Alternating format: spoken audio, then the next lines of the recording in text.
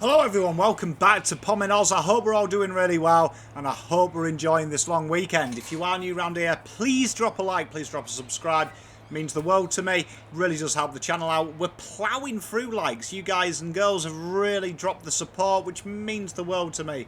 So keep it going. Let's have a great Easter.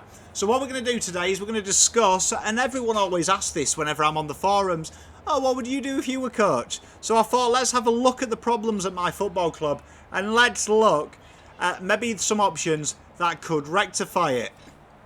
Now, as we know, Carlton are 0-2, and after much of the talk in the pre-season that we were going to finally arrive after all the years of that were coming, it has been kind of an abject start. We absolutely ran Richmond very close, but they ran away with it in the fourth, and then there was a very abject and a very piss poor performance against Collingwood, and now we're faced with a task against Fremantle Dockers. And historically, the last couple of games, it's been tight, but we have had the wood on them. But the confidence doesn't seem to be there from the boys. And let's just look at some raw data then. So at the moment, Carlton are top 3 hit-outs to advantage conceded. Now, there's been a lot of talk about the midfield pressure. This is where the midfield pressure really comes in, particularly tackle pressure. If you're losing hit-outs to advantage, you've obviously got to have a high tackle count. You've got to make sure you get the ball back. If we go through them, the tackles per game were last. We're last in tackle differential. We're bottom 3 in inside 50 differential. Bottom 3 for scores from turnover. For ourselves, we're top for scores conceded on turnover by a substantial way. 6 sides actually combined match Carlton's. We have the lowest pressure factor we've recorded for a long time, 1.61, which effectively is how much intent you're putting on the ball, how much ground you're covering, and a staggering 54.9% tackle efficiency. So the tackles aren't sticking. The boys are attempting the tackles, but almost 1 in 2 is getting away. Now, when you look at that as a whole, there's a lot of questions that are asked. Why is that the case? And it is a great question because it is something that David Teague identified at the start of this season, that was a key point of his structure. His tactics were reliant on pressure throughout the ground, particularly in the forward half. And it hasn't quite taken off. I think what is more damning about that as well is that we are actually rock bottom for tackles inside 50. If you compare us, 5.5 tackles on average per game inside 50, the top is Doggies with a staggering 15 tackles per game. And we always say it, pressure nowadays wins your football matches. And if you're not locking it in, you're providing a lot of pressure on that midfield. You're providing a lot of pressure in your back line as well. There's no break. There's no relent. And I think when I look at Teague's structure and I look at the way that Carlton are trying to play, I think one of the key points for me is we dilly-dally with the ball too much. It was quite evident against Collingwood that there is even though we're probably direct, we're not direct enough. There was a few passages of play there in the Richmond and the Collingwood game as well, that where you see that they got from defence to attack in about 5 or 6 passes. Carlton seemed to go sideways, go back. It allows teams to reset. And even though it's moved quickly, it's moved quite laterally at times, which allows the teams to bring their press and really set, which doesn't create space. And there is the problem there. I think space is the key essence of the word. If you go back to Adelaide versus Geelong, I was really impressed with how Adelaide attacked space. They worked hard to close it down. And I actually think it comes down to the makeup of the side. I think there's 2 factors to this. I do think that the players that are playing and that are picked, it sometimes feels like that the selection committee, and David Teague is included in that, pick a team. It's almost like they're playing FIFA Foot Champs and they try and cram 22 blokes in that they really enjoy seeing play. And I always think of something that I would say to them, and that is, when I was a young sportsman, I was taught TIAC, and that stands for One Team, Innovation, Accountability and Courage. And I always think that that's the great mantra for a team. One team working together to achieve one active goal. Everyone has the say. Innovation, people speak the mind. There's no such thing as a silly idea. In these team meetings, they need to be encouraged to say what is going wrong. I think quite often, you know, we talk about Cripps and he's not dynamic enough, and that when he lifts, no one else lifts. I partly think that's down to the eye in Tyack. It's the innovation. I don't think anyone is willing to say maybe when Cripps does X, Y, Z, it doesn't enable it. If you watch Cripps attack a ball, he does take up a lot of space for you to come in from the side. And I think that if you look at a lot of the good contested players, they work in twos, they work in pairs. And it would be interesting to see that if that is going on, what do they say? Because that is either the one team and that they're not mucking in and they're letting him do it, or it's also something else that's maybe happening, something that's wary. Courage is a huge one for tackling. It's one of the most basic fundamentals of football. And I always get concerned when I hear David Teague talk about pride of the Guernsey and stuff. These should be prerequisites. These are things that fans say because we want to see it, but we're angry about it because it should be a non-negotiable. And accountability is something that this club does not have. No one at this club ever puts their hands up and says, you know what, the last week's performance was not acceptable. There's always a gloss. There's always a gloss on it. And that is something that if I was coach, I would change 100%. I think there is nothing wrong with coming out. And you don't have to lambast players and single them out. But you can come out and say that our standard is way below the bare minimum required. And you can single out groups. You can say the midfield pressure is non-existent. And there is, I think Tyack is really an important thing. And it's something that a lot of sportsmen use. A lot of sports clubs use similar acronyms to that. But I do think it's the team makeup. And when I look at the team makeup, forward pressure, when you're playing Mark Murphy on there, and I'm not going to get stuck into Mark Murphy because I'm a big fan of what Mark Murphy has done throughout his AFL career. But if you actually look at Mark Murphy's numbers, you know Mark Murphy isn't going to bring the tackle heat. He's not going to bring it. And I asked the question when you've got players like Honey in there, you've got Durden, who are renowned tackle specialists, they're renowned forward pressure merchants, always has strongly worked on that game. Why you pick a team that, for me, is set up to fail, almost. I mean, you look at the last 2 years, it's just been about 2 tackles for Mark Murphy. And I think, okay, why play him? And there seems to be a lot of players in that team that are kind of put in a new position purely to put them in there. Again, back to that FIFA 21 situation, where it's almost like, I really want Mark Murphy, he's a talented player, he's not good enough to play midfield, slot him in small forward, but slot him across the half forward line. And you look now, everyone has a specialist forwards. You look at Jamie Cripps at West Coast, who I consider one of the best pressure forwards in the game. The goals he creates from his tackles, which is just around the 6 mark, is insane. That's the pressure. And I think that the team makeup's wrong for me. I think SPS down at half-back flank, I understand it. And I understand this whole kicking thing that T goes on about. I understand it, but you're telling me that you're happy with that performance, because to me, when I think of someone like Sam Petrevski-Seton, I go back to his draft, and his draft, he was billed as explosive speed from the stoppages, silky speed, slots across the half-forward line, and looks to bring his game. If I look at the strengths of Sam Seton, I think he's got pace, he's got the ability to dance, he's got good ball use, he's clean, he can kick with both feet, and there's a key thing.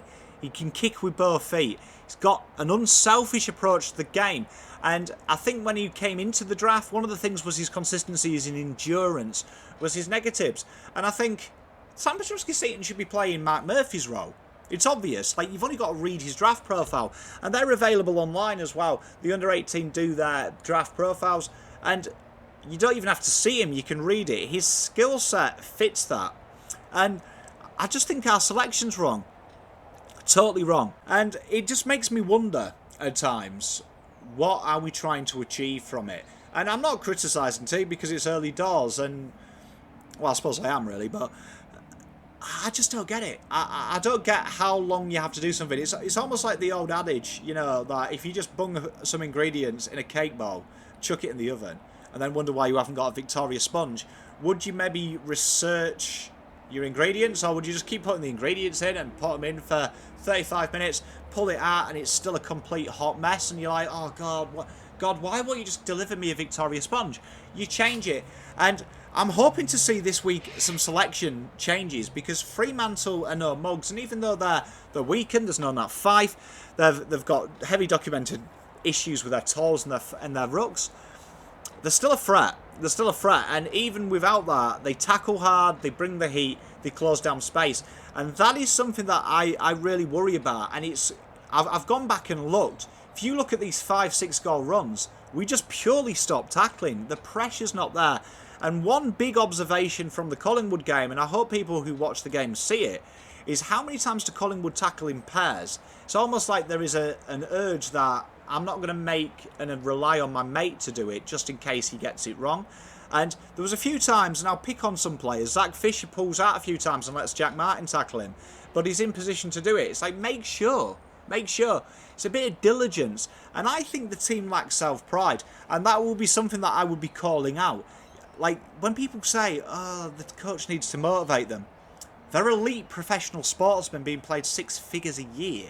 Like, if you haven't got self-pride in that, if people have got self-pride, I've got some lovely friends who work at Coles on the night shift stacking shelves. They've got some fucking pride in what they do, right? And it's a menial job, like $25 an hour, but they have a bit of pride, because that is what people have. If you want to get better, you've got to have a bit of self-pride, a bit of application. So for me, I think the selection's wrong. And if I was going to do the selection, let's have a look at the team I would do, and I will explain why I think it works.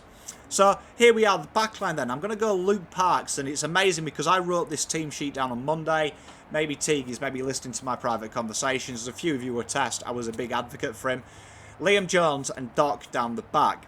Now, what is amazing about Luke Parks? And let's talk about Luke Parks. So let's talk about Luke Parks for a minute. What you get with Luke Parks is 3 things that I think are integral to how we play.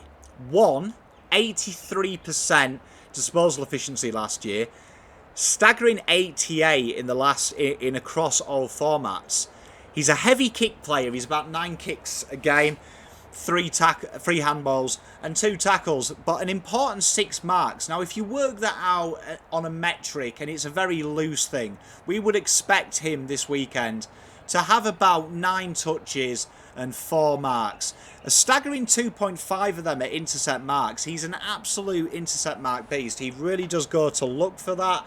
He's kind of like if you went to Wish at the moment and ordered Tom Stewart. And I think that's important, because I'll look at our backline, and if you watch how he goes, he attacks the corridor a lot. He looks to set up attack from defence. And I feel that when we look at our team and our makeup, we don't do that. We dilly-dally in the backline a little bit. It's kind of like, oh, you know, I'll handball to you. I'll do a couple of switches. I mean, there was a passage of play at Collingwood where we had 2 switches in the same passage. I've never seen that before. I've never seen it. One thing that Luke Parks can do as well is he gets his foot through it. He doesn't mug about. He doesn't mess about. I'm a big fan of this guy. And for me, I think he's the steal of the draft. I've talked about him a lot this year on Blue Abroad and my own show. He's an absolute jet. Now, I'm not going to say against Fremantle he's going to set the world alight. And I'm not going to say this year he's going to set the world alight. But what I am going to say to you is if Carlton give him time, this guy is what every AFL club has that wins stuff. He's everything. He's classy, he's smooth, he's no nonsense. And there's a big one. He's no nonsense. He doesn't fuck about, he doesn't piss about. He's just a good, honest footballer. And I think that's integral to our system, because he looks to attack the corridor, and I don't think we go direct enough at times. I think there is a lot of namby-pamby around. He's a very solid footballer. Up next, we've got Liam Jones. No other option, really. If Marchbank was fit, we know he's been playing in the key PD role, I would be looking at him. But Liam Jones has got a body of work that is good.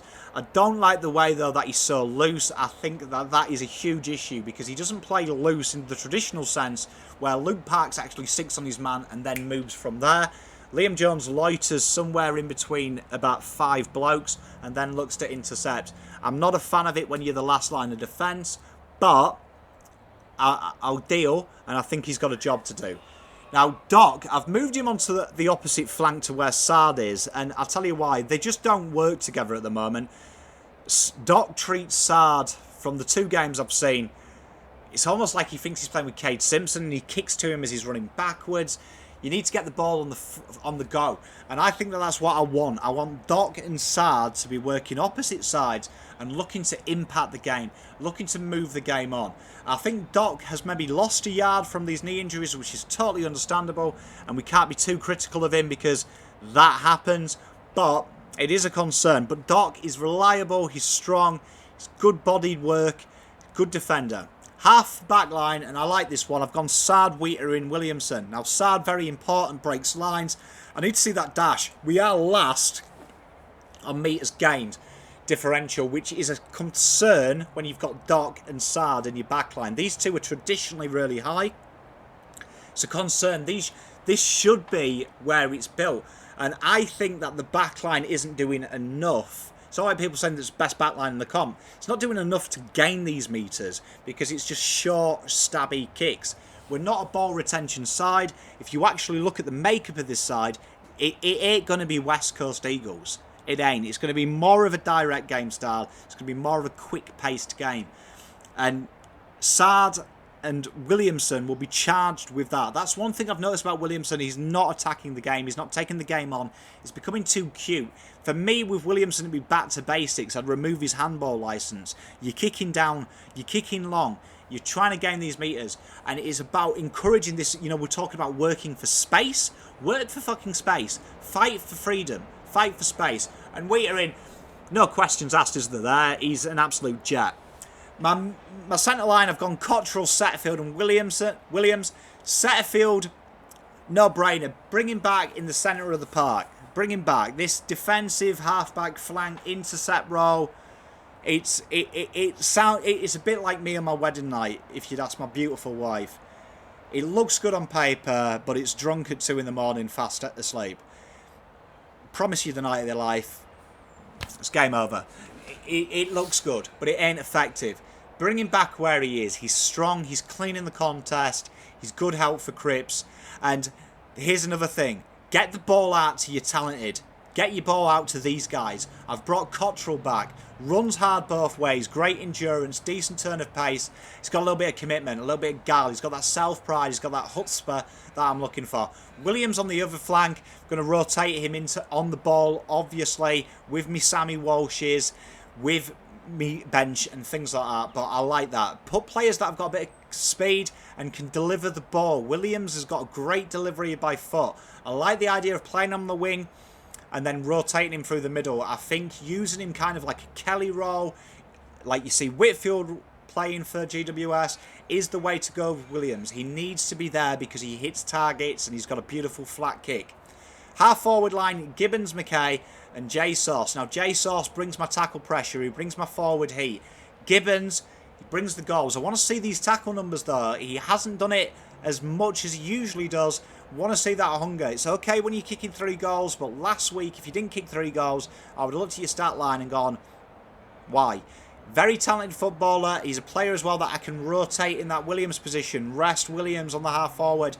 Bring him on the ball. Bring him on the wing. Get him involved. He's a player that I want to see around the ball, and I want to see involved in the ball. And Harry, if we can isolate him and we can use him right, he works incredibly hard. Top player. My forward line, Durden, McDonald and Fogarty. Fogarty, I'm very impressed. Another player that I can rotate. I can rotate through that midfield. I can rotate through all the forward spots. Huge tackle pressure. And you can see here I've gone tackle heavy because I've got Durden on there. He's another guy that really does like the contested side of footy. And for me, that is super important. If you're bringing in players that are going to put a little bit of be a bit mongrelly. Do you know what I mean? Be a little bit harsh, be a little bit first to the ball, be a little bit difficult to break down. For me, that is super important. And what I enjoy about his game is he averages just under 3 tackles. He's a very, very mongrelly type footballer. And I think he's going to put a bit of pressure on. He's not going to make it so easy to get these metres gained that we're seeing. My followers, this is it though, hit-outs to advantage. I've gone Walsh and Cripps as my followers, and I've gone Pitternet as my ruck. And for me, Pitternet isn't going to be a hit-out to advantage guy. He's not going to be a big numbers guy. But I'm looking at Walsh and Cripps, and for me, it's back to basics for Cripps. And Cripps, potentially, I would drop for Bam Bam if these injuries are true. And just to give him 2 weeks to get him hungry and give him a break. I don't want him playing injured. I'm thinking long term. If I was the coach, I'd be thinking long term. If I'm playing finals, I need you to play finals. I don't want to do an Adam Treloar, give you injections, and then you break down round 18 and I'm having to play someone who hasn't played all year in hot contested footy. But for me, it's go back to basics with Cripps. And it's use what he's good at. Cripps isn't going to break lines and stuff like that. Stop trying to do that. Don't know who is encouraging that at the club. It's madness. He's not a dynamic footballer. He's not going to be Dustin Martin, Dangerfield. The sooner we get okay with that he can still be a great player and not do these things, the better for this football club. He needs to be hitting up Walsh. He needs to be hitting up Williams and Cottrell, my wingman, whoever is around him, and getting the ball moving and just impacting the contest. We're getting decimated in these areas of pressure. That is where Cripps is. He's the king of it. Pitternet, just do what you do. Compete well, second and third efforts. And my interchange is a very modest one. I've gone Ed Curnow. Now, Ed Curnow will be playing a 60% role. For me, 60% game time. I'll be keeping him fresh. And I'll be pinch hitting him just as a pure tagger. None of this wing nonsense. None of this half-forward nonsense. None of this, oh, why don't I play him in the back pocket for a bubble? He's a midfielder. And you stay there. And it's about time we do that as a club. What position you are, you stay. I mean, stop changing positions. Like, sidetrack, small forwards, Carlton convert them. 90% of the fucking draft is small forwards. If you need to convert a small midfielder, you've got serious issues with your recruitment. Like, 90% of them, like, just go through a draft profile, and small forward is, like, the most commonly used thing. General forward, just, it is littered with them. Stop converting people. You can't convert a 30-odd-year-old guy who is known for his endurance, gut running and tackling and being a tagger. Like, just doesn't make sense. But Ed Curnow, 60%, very reliable. He's going to be the guy that I'd be looking to lead the charge physically with his tackles. I've gone Paddy Dow. Paddy Dow, I'd like to see him play on the wing, come back onto the ball, then slot in across half forward. He would be part of that rotation. SPS would be Gibbons in this. He would I would split him 50-50, half-back flank, and on the half-forward line.